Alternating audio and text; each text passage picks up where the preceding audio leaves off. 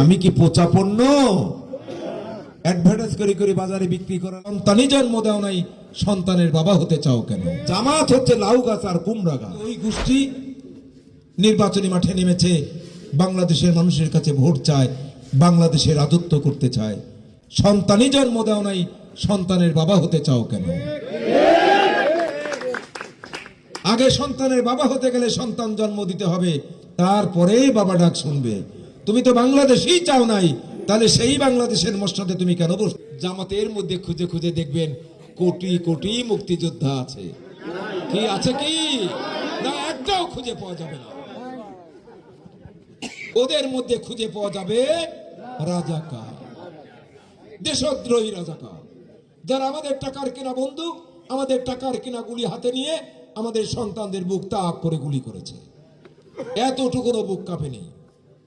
আজকে তারা ক্ষমতার মসনদে বসতে চায়। প্রিয় ভাইরা আমার, আমি কি পচা পণ্য অ্যাডভার্টাইজ করে করে বাজারে বিক্রি করা লাগবে? পচা পণ্য নয়। ধারাবাড়ির মানুষ সেটা প্রমাণ করে দিয়েছে, 20 বছর চেয়ারম্যান বানিয়েছে। গুদাসপুরের মানুষ প্রমাণ করে দিয়েছে নানা প্রতিকূলতার মধ্যে দিয়ে। আওয়ামী লীগের দুঃশাসনের সময় নিজের দলের মধ্যে একাধিক প্রার্থী থাকার পরেও 10,000 ভোটের ব্যবধানে এই হতভাগাকে চেয়ারম্যান নির্বাচিত করেছিলেন। পচা পণ্য হলে কি হতো? হতো না তো। তাহলে এই পণ্য বাজারে বিক্রি করতে গেলে বেশি অ্যাডভার্টাইজমেন্টের দরকার নাই। 100 ভাগ ক্ষমতায় যাবে ইনশাআল্লাহ। আল্লাহর উপর তাওয়াক্কুল রেখেই বলি, জামাত কোনদিন ক্ষমতার মসনদে বসতে পারবে না। এই দেখেন না, এখানে একটা ডাব গাছ লাগানো হয়েছে। ডাব গাছটা পরিচর্যা করেছেন, ডাব গাছ এখন নিজের পায়েই দাঁড়িয়ে গেছে। ও ধীরে ধীরে ধীরে ধীরে অনেক উপরে উঠে যাবে। ডাব গাছের পাশে একটা লাউ গাছ, কুমড়া গাছ লাগিয়ে দেন।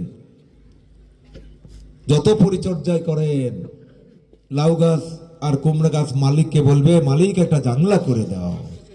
কি কথা বলবে কি বলবে না? ও বিস্তার লাভ করবে, কিন্তু শক্ত হয়ে দাঁড়াতে পারবে না। জামাত হচ্ছে লাউ গাছ আর কুমড়া গাছ।